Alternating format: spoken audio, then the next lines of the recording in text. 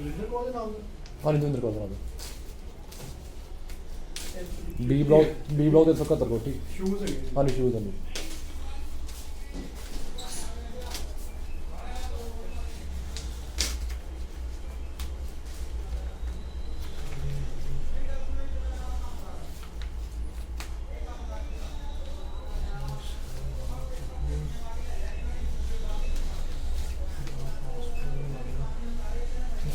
Okay बनी गल। हाँ मैं वेखना आ जाऊँ नहीं तो उधर। हाँ जी कैसे हो। मैंने आज मतलब जिन्होंने मेरी वीडियो नहीं ना देखी, मैंने मतलब फाइल सबमिट करने के लिए मैं गया था ब्लू डर्ट, और वहाँ से मैंने वो अपना पार्सल कलेक्ट किया और मेरा पासपोर्ट था जिसमें मैंने कलेक्ट किया। एक मतलब कुछ भी नहीं लगा हुआ था पासपोर्ट पे, ब्लैंक था। तो वो मेरे को पता चला कि अम्बेसी ने जो मेरे पासपोर्ट है वो सारे डॉक्यूमेंट रिटर्न कर दिए, कि मतलब जितने उनको मतलब उन्होंने वीज़ा प्रोवाइड करने थे उन्होंने वीज़े दे दिए।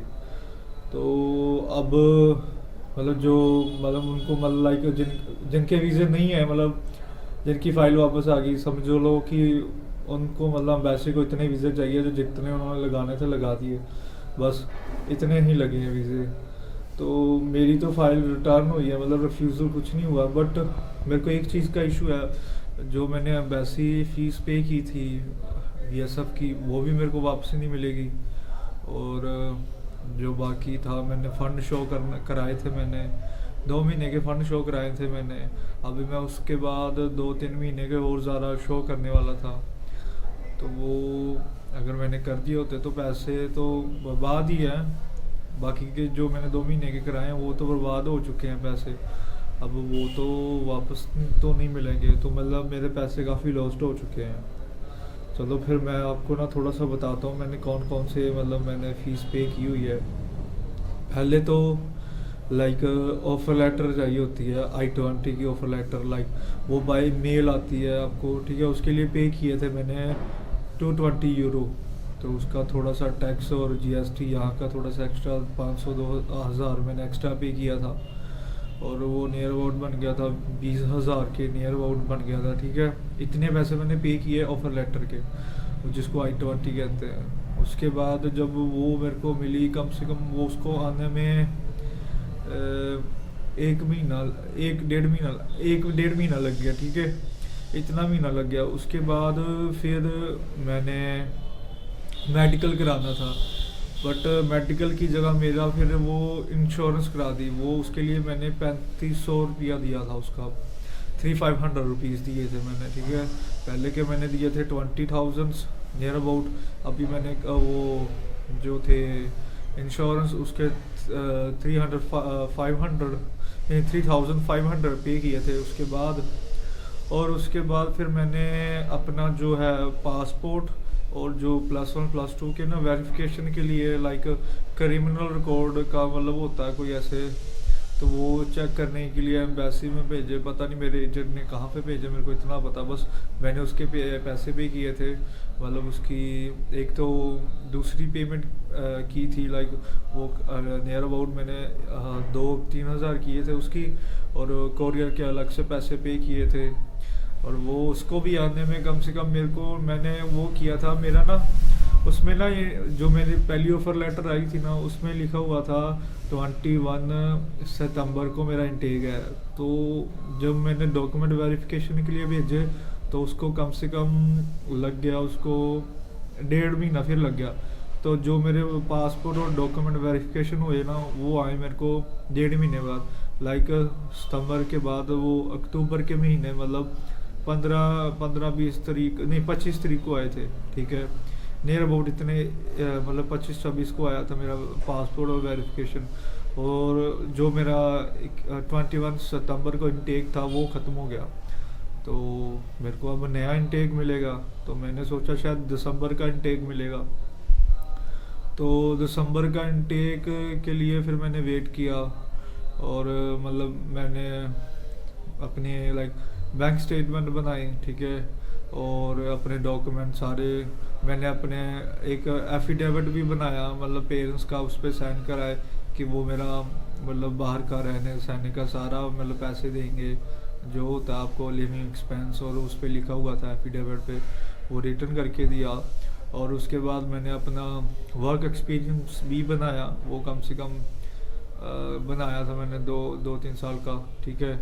उस पर लिखा हुआ था मैंने अभी भी कंटिन्यू जॉब कर रहा हूँ, ठीक है, ऐसे मैंने बनाया। वो पेमेंट उसकी अलग से मेरे को लगी, वर्क एक्सपीरियंस का भी मेरे को पेमेंट लगी है, काफ़ी लगी उसकी। मेरा यहाँ पे बन गया था, मेरा 15,000 में वर्क एक्सपीरियंस बना था मेरा।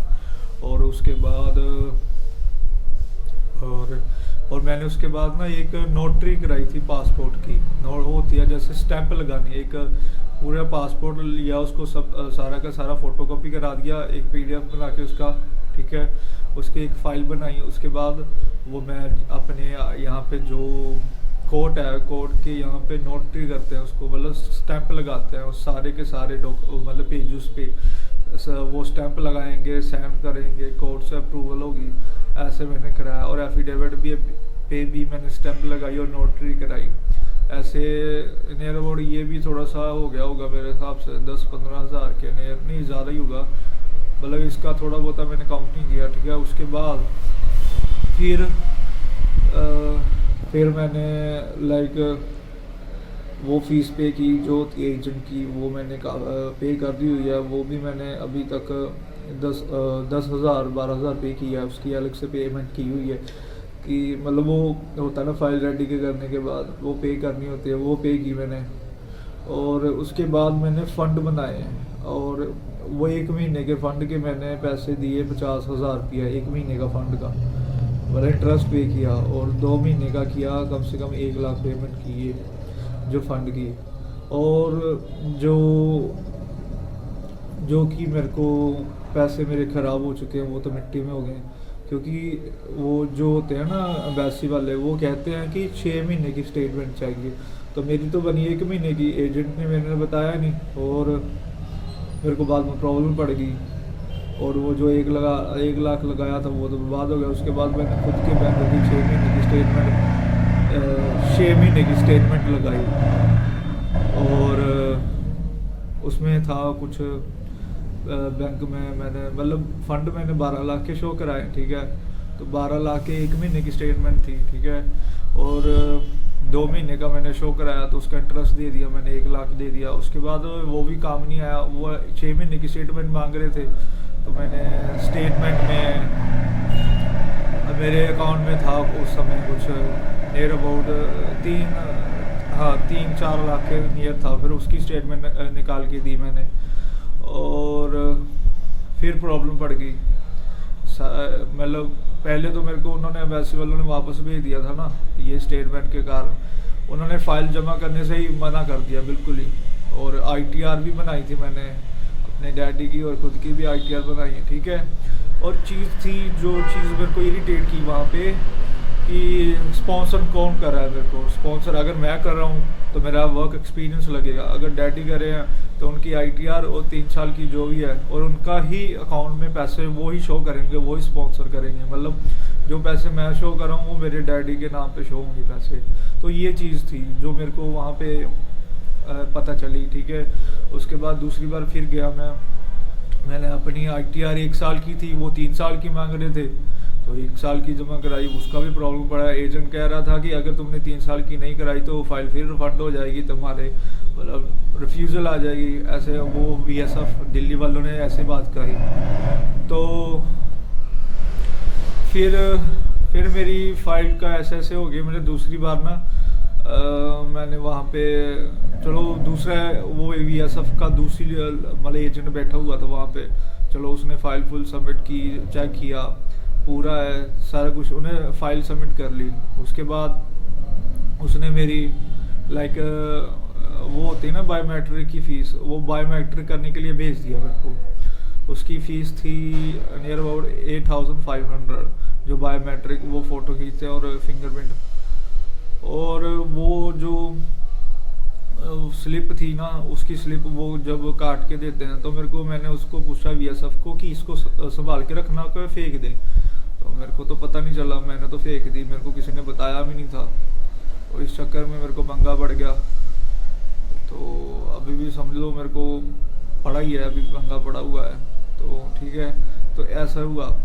उसके बाद मेरा इंटरव्यू हुआ लाइक कह सकते हो मैंने फ़ोन करके पता किया कि मेरा इंटरव्यू आ रहा है 16 फरवरी को, मतलब 16 फरवरी, और मेरा इंटेक था 31 जनवरी को। तो मैं इरिटेट हो गया, और ये मैं कहा एम्बेसी वाले ये क्या कर रहे हैं, जब कि इंटेक 31 जनवरी का और मेरा इंटरव्यू 16 का दे रहे हैं। तो मैं ये थोड़ा हो सकता है, तो मैं कहा ये तो गलत बात होगी।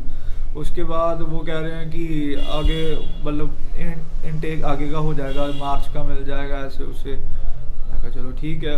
फिर मेरे को फिर मतलब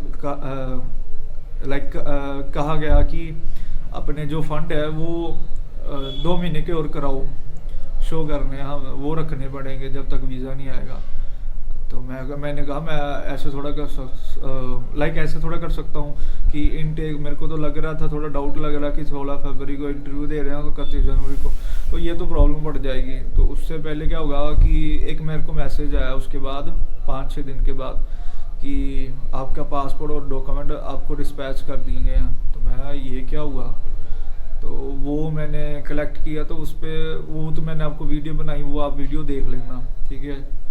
और उस पर मैंने देखा ये तो खाली है, तो मैंने उनसे पूछा VSF कॉल की कि क्या हुआ। वो कह रहे हैं सस्पेंड कर दिया गया वीज़े सारे, मतलब मेरे अकेले का नहीं, सबका सस्पेंड कर दिया, रिटर्न कर दिया गया। तो समझ लो कि सस्पेंड हो गए। तो ये किया गया दिल्ली एम्बेसी ने, माल्टा हाई कमीशन, लॉकडाउन की वजह से कारण, वो तो ये बताया गया मेरे को, बाकी का मेरे को भी नहीं पता। अब कह रहे हैं कि फ़ाइल फिर स्टार्ट हो रही है, फिर लगा सकते हो। तो मेरे को ये डाउट है कि अगर मैंने जो बायोमेट्रिक की फ़ीस पे की हो तो फिर करनी पड़ सकती है, ठीक है। और भी डाउट है, अब लॉकडाउन है, लॉकडाउन का रीज़न दिया उन्होंने, तो लॉकडाउन तो फिर लग सकता है। यहाँ पे आपको पता ही है लॉकडाउन का क्या पता है, जब मर्जी लगा देंगे। और जो पेमेंट है वो तो उन्होंने ले लेनी वापस, तो उन्होंने किसी ने नहीं करनी। तो फ़ायदा ये अभी है कि अभी वेट करना पड़ेगा, अभी तो फाइल लगने का कोई फ़ायदा नहीं, पैसे वेस्ट होंगे। तो ये चीज़ है।